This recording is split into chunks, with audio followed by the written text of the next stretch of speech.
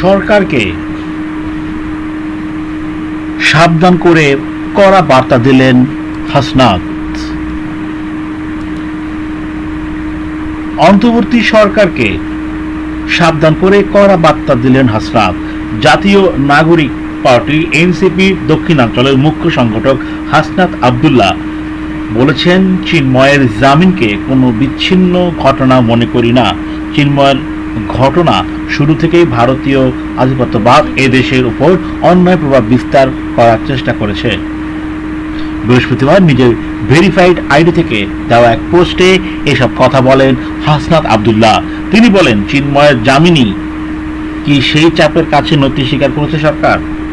অন্তর্বর্তীকালীন সরকারকে সাবধান করে হাসনাত বলেন, এন্টারটেইনমেন্ট সর্দার আলিফের রক্তের উপর দাঁড়িয়ে ভারতীয় আগ্রাসনের রাস্তা উন্মুক্ত করলে পরিণতি ভালো হবে না, বললেন হাসনাত।